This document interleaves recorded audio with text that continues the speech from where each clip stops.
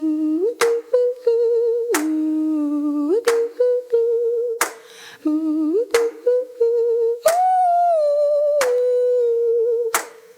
to my head where the freaks all roam. Thoughts so twisted even Freud wouldn't phone. Dark alleyways of memories lit by regret. And a clown in the corner saying, ain't it fun yet? It's a mental amusement park, ride or die. Roller coasters of panic that scrape the sky. The haunted house of my long lost dreams, with mirrors that whisper, nothing's as it seems. Anxiety's the ringleader cracking that whip. Depression's the bartender serving guilt to sip.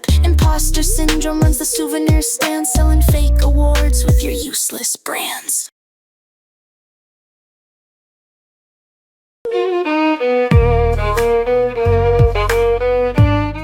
ধৈর্য, সংযম, শান্তি।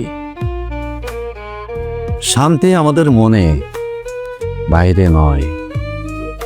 তাই মনকে রাখো হালকা, এমটে। এটাই বাস্তব।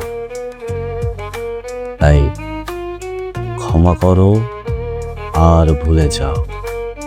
আমিও ক্ষমা করি আর ভুলেও যাই। কিন্তু ভাই, তুই তো ওই দিন ওই লোকটাকে ইটস ওকে বলে অনেক মারলি।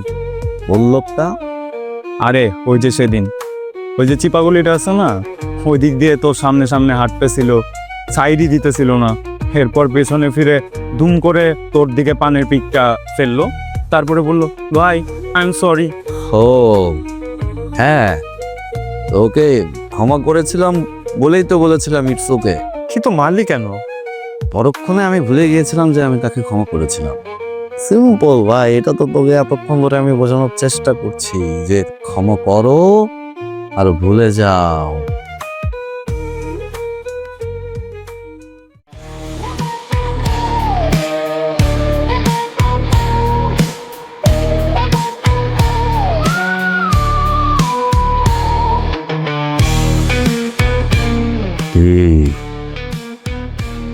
কেমন বোধ করছো?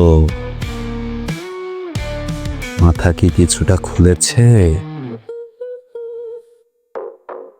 ক্যারেক্টারগুলো কি চোখের সামনে দেখতে পাচ্ছ?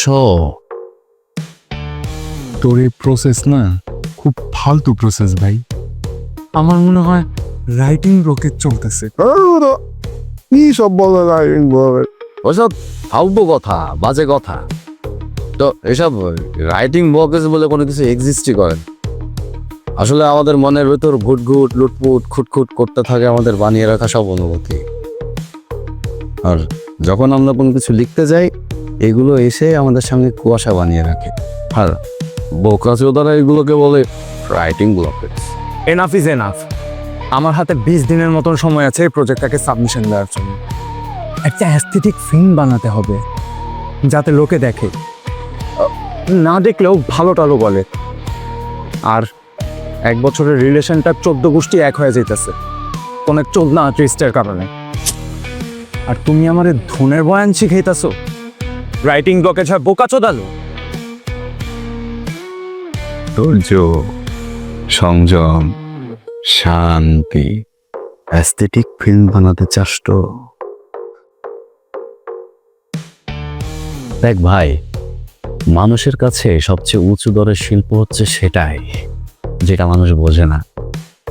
একটা বিষয় ভাব যে এক পাল মানুষ গিয়ে কোনো একটা শিল্প দেখলো, দেখে সেটা কিছুই বুঝলো না, আর সে যে বোঝেনি এটা লোকলজ্জার ভয়ে বলতেও পারলো না, শুধু বললো ভালো হয়েছে, ভালো হয়েছে, সুন্দর সুন্দর সুন্দর। এটাকেই বলে আজকাল অ্যাস্থেটিকনেস।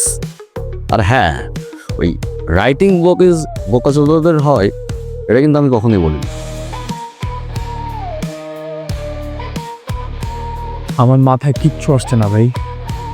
আমি ভাই কিছু ভাবতেই পারছি না। এসব বালছালের জ্ঞান না দিয়ে না, একটু হেল্প কর। তোর এই মেডিটেশন টেডিশনে না আমার কোনো কাজ হয় না। সরি। তথাস্তু।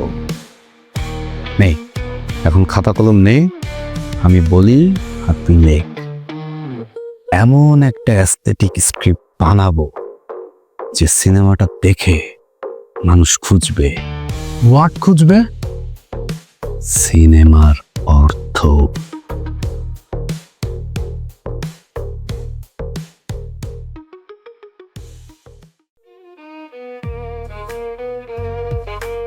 প্রথম দৃশ্যে পুরো ব্ল্যাক স্ক্রিন, এরপর পুরো সিনেমা জুড়েই তো শুধু কোন এক ছেলে এসে বলতেছে আমায় মুক্ত করো, আমায় মুক্ত করো।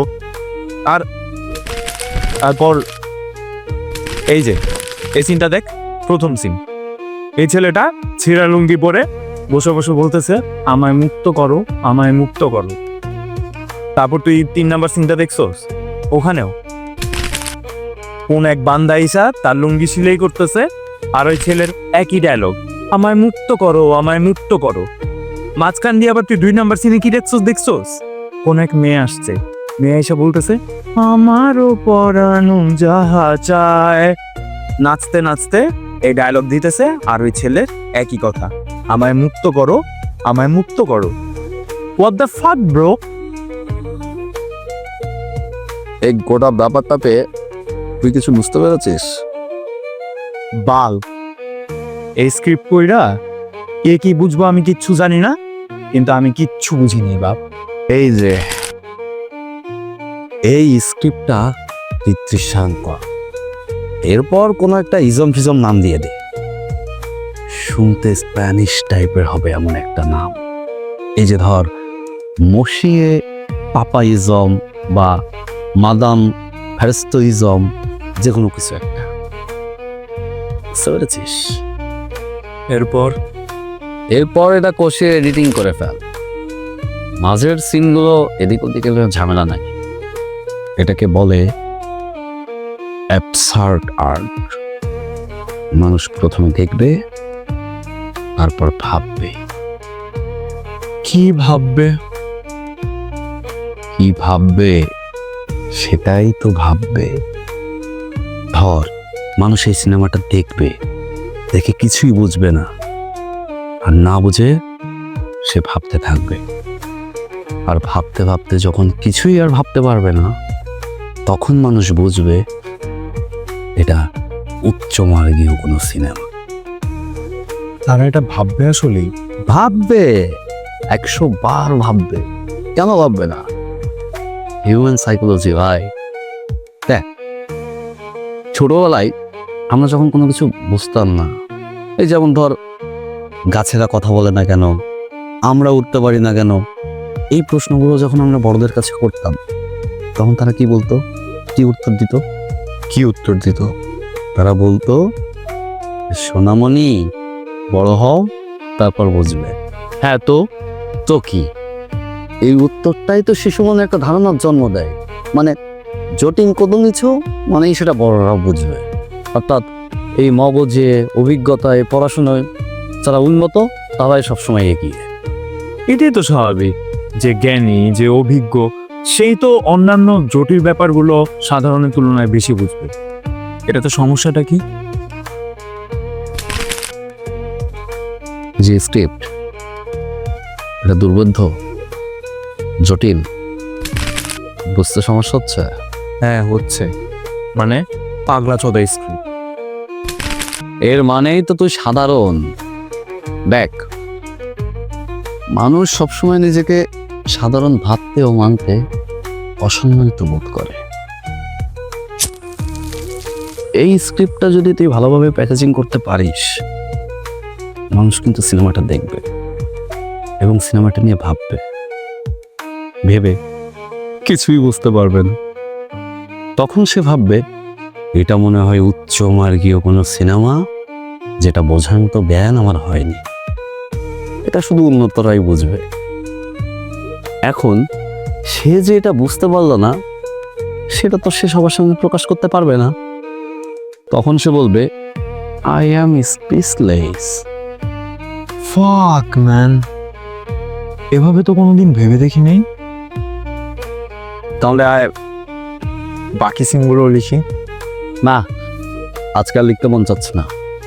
তুই এক কাজ কর, এই যে 9টা সিন, এই 9টা সিনকে আবার উল্টো দিক থেকে দেখাবি, আর নাম দিবি রিভার্স প্যারাডক্স সিনেমা। কানে যাবে, তোর সিনেমা কানে যাবে। এখন চল চা খেয়ে আসি। চল।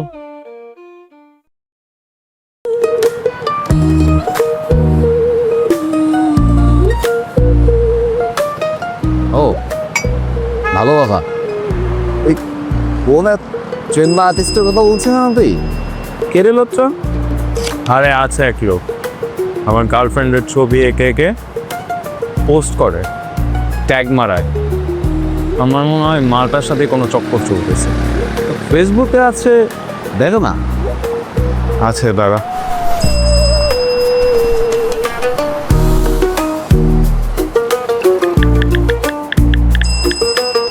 এই যে শালা চোদ।